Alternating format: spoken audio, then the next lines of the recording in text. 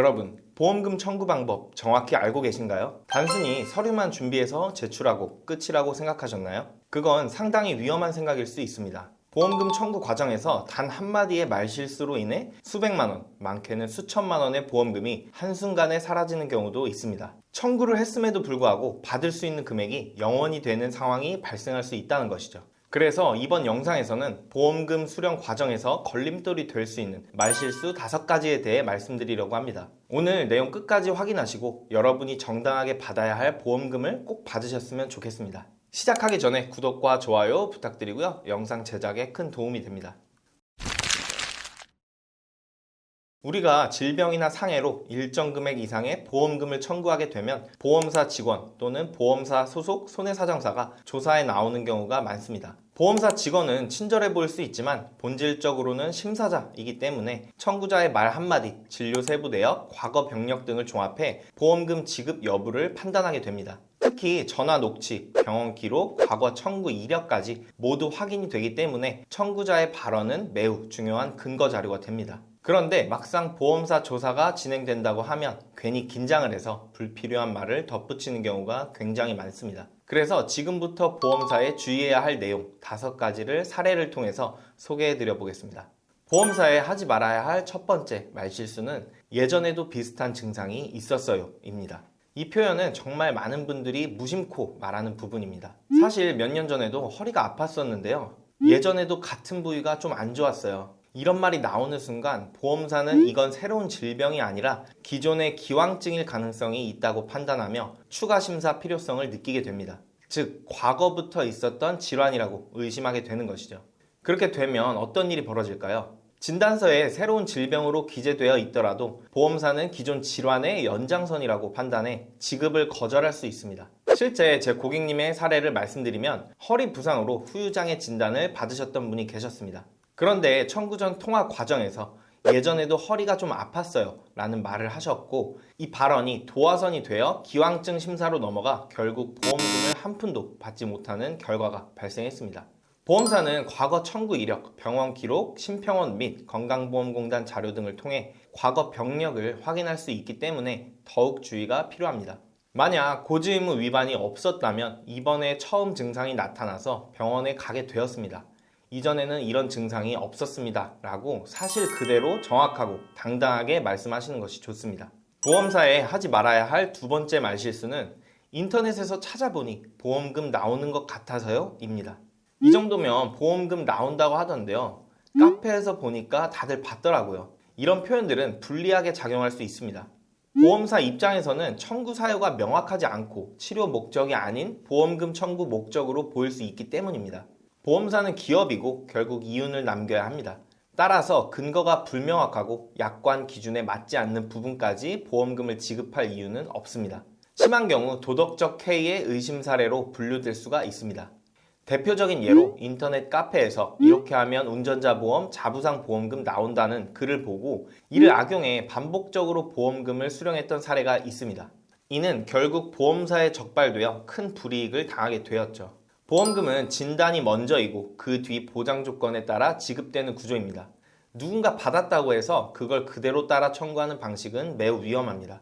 따라서 진단을 받고 담당자분이 청구 가능하다고 안내해 주셔서 문의드립니다. 치료 과정에서 보장 대상에 해당해 청구하게 되었습니다. 이처럼 명확한 사유를 근거로 청구를 하셔야 정당하게 받을 보험금을 문제없이 수령하실 수 있습니다. 보험사에 하지 말아야 할 3번째 말실수는 그냥 예방 차원에서 병원을 다녀왔어요 입니다. 특히 건강검진, 내시경, MRI, 초음파 검사, 청구 시 정말 자주 등장하는 표현입니다. 하지만 이 한마디로 보험금이 거절될 수 있습니다. 그 이유는 보험사가 가장 중요하게 보는 기준, 바로 치료 목적 때문입니다. 대부분의 실손보험 약관에는 치료 목적의 의료 행위에 한해 보장한다는 문구가 있습니다. 즉, 치료 목적이 명확해야 보장 대상입니다. 증상이 없는 상태에서 예방, 확인, 정기검진 목적의 검사는 보장 대상이 될 수 없습니다. 실제 사례로 50대 남성 고객님이 건강검진 목적으로 위, 대장 내시경을 진행한 후 문진표와 진료기록 모두 증상 없음, 정기검진 목적으로 기록이 되어 있어 보험금 지급이 거절되었습니다. 건강 유지를 위한 검사로 치료 목적이 아니다라는 이유였습니다. 따라서 실제 증상이 있는 경우에는 복통이 있어 검사를 받았습니다. 증상이 있어 진료 및 검사를 진행했습니다. 이렇게 사실대로 명확히 말씀하시는 것이 좋습니다. 물론 없던 증상을 만들거나 거짓말을 해서는 당연히 안 되겠죠. 실손보험은 진단과 치료가 연결된 구조일 때 정상적인 청구가 가능합니다. 의사 소견서가 있으면 문제는 없겠지만 작은 오해로도 분쟁이 생길 수 있으니 명확하게 전달하시는 것이 훨씬 수월합니다. 보험사에 하지 말아야 할 네 번째 말실수는 회사에서 받은 스트레스 때문에 그런가 봐요 입니다. 보험금 청구 시 많은 분들이 상황 설명 차원에서 쉽게 하시는 말씀인데 보험사 심사 파트에서는 전혀 다르게 해석될 수 있습니다. 보험사 입장에서는 이 말이 업무로 인한 정신적 질환으로 해석될 여지가 있으며 이 경우 두 가지 문제가 발생할 수 있습니다. 첫째, 원인이 업무라고 판단될 경우 보험사는 산재로 청구하세요 라는 입장을 취할 수 있습니다. 대부분 약관에는 업무상 재해 및 산재 보장 대상 의료비는 보장 제외가 포함되어 있기 때문입니다.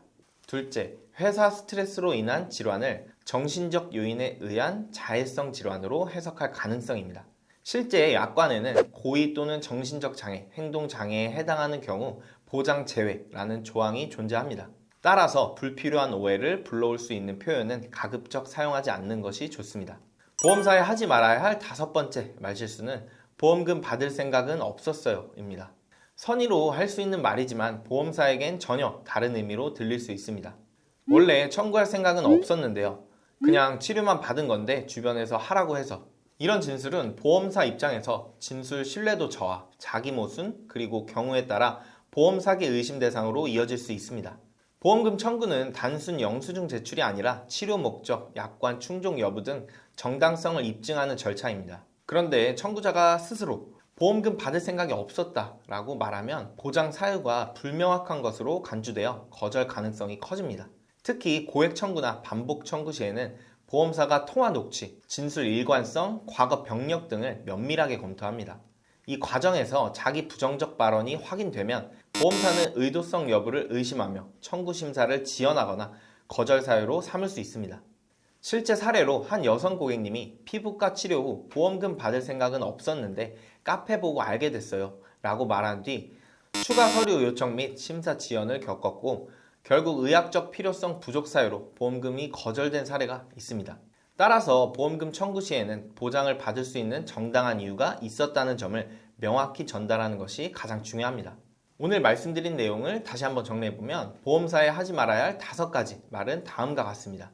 첫 번째, 예전에도 비슷한 증상이 있었어요. 두 번째, 인터넷에서 보고 청구했어요. 세 번째, 예방 차원에서 병원에 갔어요.